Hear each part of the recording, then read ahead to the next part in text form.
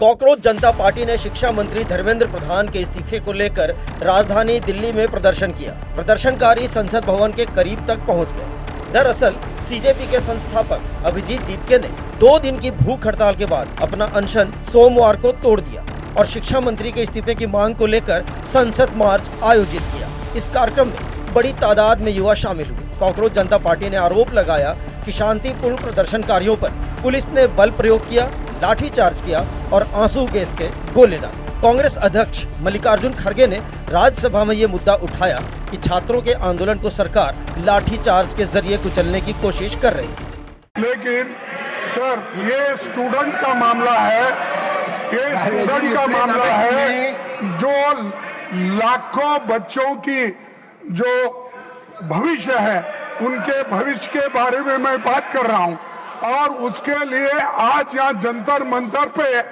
हजारों बच्चे वहां पर आए हैं। वहां लाठी चार्ज हो गया है। गवर्नमेंट मारने की कोशिश कर रही है, गवर्नमेंट दबाने की कोशिश कर रही है, गवर्नमेंट निकालने की कोशिश। जैन जी के विरोध का अपना अलग ही अंदाज। कोई मार्च में भागते भागते वीडियो लाइव शेयर कर रहा है, इंटरनेट बंद होने की शिकायत कर रहा है, तो कोई साइन लैंग्वेज में युवाओं की हताशा और निराशा को जुबान दे रहा है। सीजेपी के संसद चलो मार्च के दौरान कई इलाकों में इंटरनेट बंद कर दिया गया। पुलिस ने कई प्रदर्शनकारियों पर लाठीचार्ज भी किया, लेकिन युवाओं के आंदोलन में भविष्य की संभावना तलाश रहा विपक्ष इस मौके को नहीं गंवा सकता था। लिहाजा आंदोलन को कई विपक्षी पार्टियों का भी समर्थन मिला।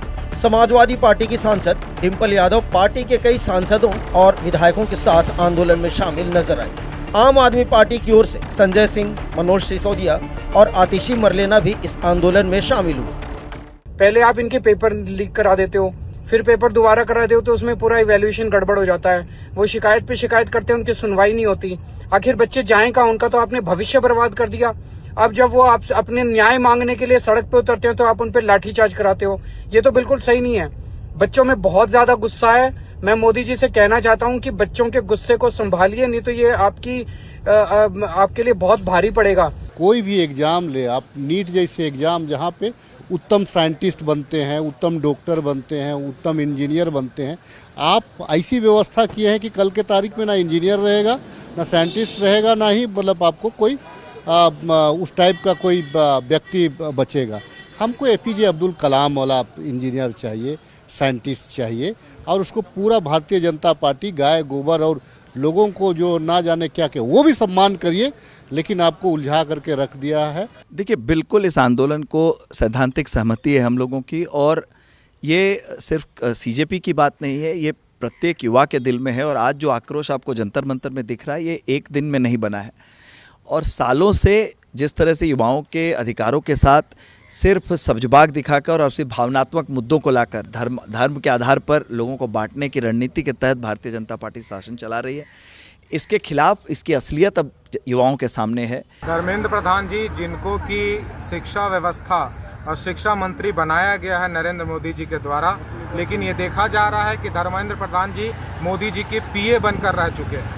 वो शिक्षा व्यवस्था में कोई काम नहीं कर रहे हैं। हमारा एक मांग है और पूरे देश का नौजवान का एक मांग है कि आप धर्मेंद्र प्रधान जी से, जिनसे कि शिक्षा विभाग नहीं समझ रहा है, उनसे इस्तीफा लीजिए। कॉकरोच जनता पार्टी ने दिल्ली के जंतर मंतर से संसद भवन तक मार्च का आह्वान पेपर लीक और परीक्षा व्यवस्था में कथित अनियमितताओं के खिलाफ किया। पार्टी केंद्रीय शिक्षा मंत्री धर्मेंद्र प्रधान को इस वास्ते कसूरवार मान उनके इस्तीफे की मांग कर रही है।